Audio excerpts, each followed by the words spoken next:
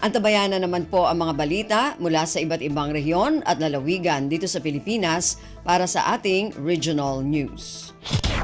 Balita mula sa lalawigan sa bawat rehiyon ng ating bayan. Dito sa Ang Pilipinas Ngayon.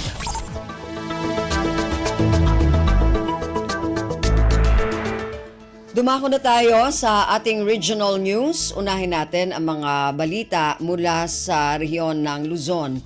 Mula sa Lawag, pagkakaroon ng mga bagong kalsada, isang hamon para sa veterinary quarantine station sa Rehiyon 1. Ang detalye ng balitang ito mula kay Rani Dorilag. May saakarit itibiyang ti Veterinary Quarantine Station Region 1 ti paragtawd dagiti dadakkel a kalsada iti Region 1. Dati tinbatad ni Regional Quarantine Officer Dr. Joshua Gazmen iti usapang agrikultura program. Kuna na nga iti bayet nga adda ti dua nga opisina da iti main office iti Lingsat San Fernando City La Union ken iti sub office iti Lawag City International Airport. Inbatad ni Gazmen nga adda pay dagiti animal quarantine checkpoints a naipwesto amin iti probinsya ti Pangasinan. Gaputa adu dagiti kalsada ket adumet dagiti paglusutan dagiti gibiyahe iti produkto nang runa iti karne ti baboy a posible a maapektaran iti ASF. Inpagamo ni Gazmen nga adda iti masansanay nga opisyal para iti Ilocos Norte nga agbantay iti iliti pagudpud. Manipod iti Radyo Pilipinas Lawag, Rani Dorilag para sa Radyo Pilipinas World Service. Balita mula sa lalawigan sa bawat rehiyon ng ating bayan. Dito sa Ang Pilipinas Ngayon. Maraming salamat, Rani. Yan ang ulat mula sa Lawag. Samantala, dumako naman tayo sa Agoo. Price freeze ipinatupad sa La Union sa gitna ng deklarasyon ng State of Calamity. Ang detalye ng balitang ito mula kay Albert Kawile.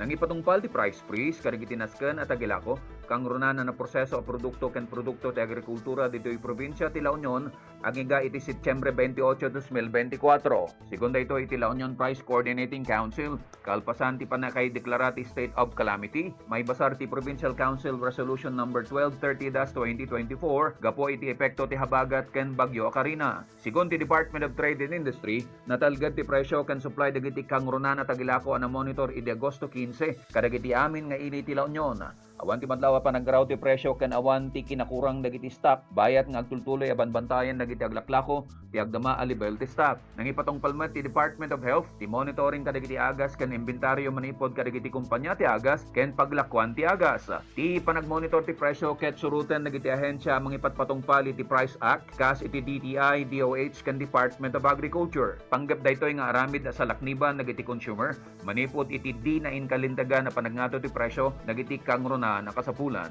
Manipod RP Ago Albert Kawile para ti Radyo Pilipinas World Service. Balita mula sa lalawigan sa bawat rehiyon ng ating bayan. Dito sa Ang Pilipinas Ngayon. Maraming salamat, Albert, na naulat mula sa Agoo at kabuuan na ulat mula sa rehiyon ng Luzon. Samantala, dumako naman tayo sa rehiyon ng Kabisayaan mula sa Morongan, Armed Forces of the Philippines na mahagi ng ilang pre-loved items sa mga FR o Friends rescued sa himpilan ng 78th Infantry Battalion sa Eastern Samar. Ang detalye ng balitang ito mula kay Dayan Camplon. Ang mga FR sa Friend Rescued and 78th Infantry Battalion, hapaumuno ni Lieutenant Colonel Joseph Bugawan, inakakrawathin mga pre-loved ang mga panapton at ikang pamilya, hananay batalyon na Commander han 78th IB nga Colonel Oliver Alvior. Gindumaran panhatag hakampon 78th IB, Barangay Lalawigan, Borongan, Eastern Samar. Dakan pasasalamatan pamilyan mga FR sa irang mga nakarawat nga panapton, ug iba pa nga waray sawa nga nagpapaabot han tambulig kaira. Sugad man, pinasalamatan gihapon ni Lieutenant Colonel Bugawan hi Colonel Alvior haygin pahamtang nga tambulig. Nagpapakita ini nga bisad di rin hayeto na mumuno iton 78th Infantry Battalion, inaada lagi hapon ha iya kasing-kasing ang pagbulig ng mga FRs nga anay niya na buligan hay larumhan iya paumuno. Ginsisiguro ni Bugawan nga ipapadayon nato ng tikangan han anay batalyon commander nga nagpapahat hingkaangan nga tambulig ug ayuda nga da mga FRs nga makakabulig hiton ira pag-urusa. Tikag diliha Syudadhan Borongan, Dayan Camplon para Radyo Pilipinas World Service. Balita mula sa lalawigan sa bawat rehiyon ng ating bayan. Dito sa Ang Pilipinas Ngayon. Maraming salamat, Dayan. Yan ang ulat mula sa Borongan. Samantala, dumako naman tayo sa Sogod. State of calamity ipinatutupad sa lungsod ng Maasin, Southern Leyte dahil sa dengue. Ang detalye ng balitang ito mula kay Jevvic Epis. Ang dakbayan sa Maasin sa probinsya sa Southern Leyte nideklarar og state of calamity tungod sa dengue outbreak. Sa giluwatang pamahayag sa dakbayan ni adtong niaging semana, si Maasin City Mayor National Mercado nihangyo sa sangguniang panlungsod nga gipangunahan ni Vice Mayor Maloni Samaco nga idaklarar ang dakbayan sa state of calamity tungod sa pagsaka sa kaso sa dengue. Posible nga karong simanaha ipagawas na sa sangguniang panlungsod ang resolusyon sa pagdeklarar sa state of calamity aron kini mapirmahan ni Mayor Mercado. Sa pinakaulahing monitoring sa Maasin City Health Office, nakarecord sila og kapin 300 nga kaso sa dengue gikan niadtong Enero 1 hangtod Agosto 10 sa kasamtangan nga tuig. Mas taas kini kung itandi sa susamang bulan sa tuig 2023. Dugang pa nga anaa sa 50% sa kabaranggayan sa dakbayan ang naapektuhan na sa dengue. Kini sumala ni Dr. Francis Satan, City Health Officer sa Maasin. Gikan sa Sugod Southern Leyte, Jevvic Epis para sa Radio Pilipinas. World Balita mula sa lalawigan sa bawat rehiyon ng ating bayan. Dito sa Ang Pilipinas Ngayon.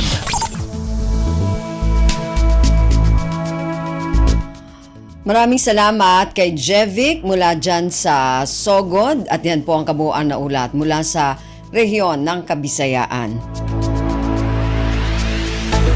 Samantala, dumako naman tayo sa rehiyon ng Mindanao mula sa Cagayan de Oro, isang sugatan na miyembro ng New People's Army o NPA na huli ng 58th Infantry Battalion. Ang detalye ng balitang ito mula kay Kokoy Medina. Nadakpan sa 58th Infantry Battalion ang usa ka samaron ng NPA human sa nitubong enkwentro tali sa mga sundalo ng NPA sa barangay Mananumdaan, Medina, Misamis Oriental niadtong Agosto 18 ning kasamtangang tuig. Sa gipahigayon ng intense military operation sa 58th Infantry Battalion, din ilang na enkwentro ang dili mo minus na pulo ka mga miyembro sa NPA nga milungtad og 10 minutos aga pagsinukliyay sa bala. Nakuha sa mga sundalo ang mga backpacks nga dunay sulod nga mga supplies o nadakpan usab ang usa ka miyembro nini nga samaron human sa gipahigayong hot pursuit operation. Galayon ang maong nga samaron gidala sa mga sundalo sa pinakaduol nga balay tambalanan. O sa kasamtangan ang maong samaron katiman na sa mga doktor. Samtang niadtong Agosto 16 ning kasamtangang tuig, nakumpiska usab ang usa ka M16 rifle pinaagi sa enkwentro tali sa 58th Infantry Battalion o sa mga rebuilding grupo dito sa barangay Balason, Hingoog City. Gikan din sa Radyo Pilipinas Cagayan de Oro, kini si Kokoy Medina para sa Radyo Pilipinas World Service. Balita mula sa lalawigan sa bawat rehiyon ng ating bayan. Dito sa Ang Pilipinas Ngayon.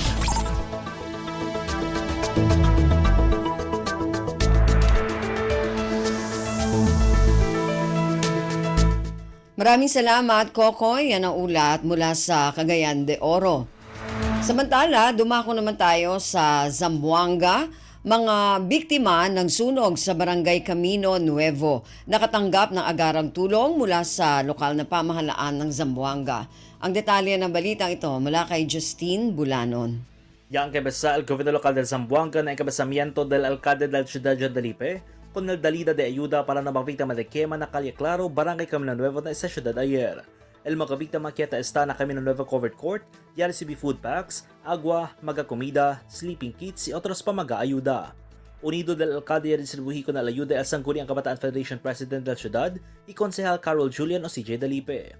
Alcanza 65 mga pamilya o 254 mga individual el ya se le afectó por causa na quema y ocurrió naman siya ng barangay base na assessment y profiling ta continua conduci al City Social Welfare and Development Office. Alcanza también a 65 mga caserías el yang tubok na quema, donde 62 el totally damage y 3 el como partially damage. Desde aquí na Ciudad de Zamboanga, esta si Justin Bulanon para ng Radyo Pilipinas World Service. Balita mula sa lalawigan sa bawat rehiyon ng ating bayan. Dito sa Ang Pilipinas Ngayon.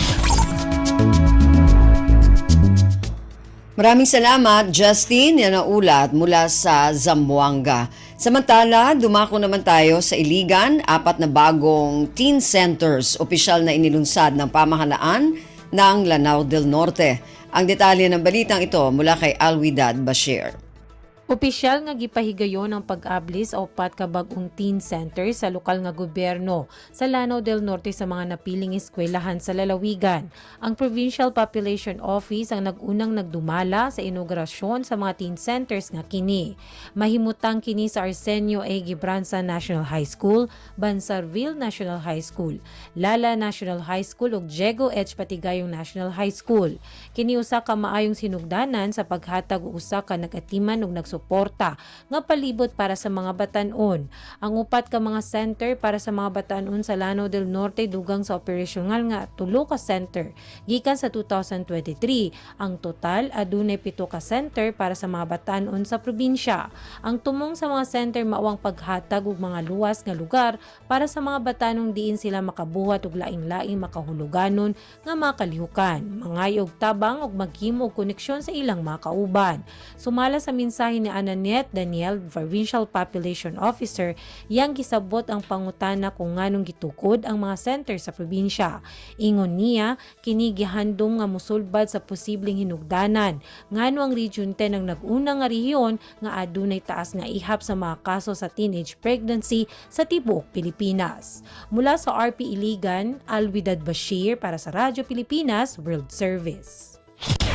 Balita mula sa lalawigan sa bawat rehiyon ng ating bayan.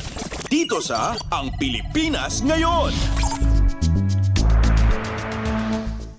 Maraming salamat, Alwidad. Yan ang ulat mula sa Iligan at kabuuan na ulat mula sa rehiyon ng Mindanao.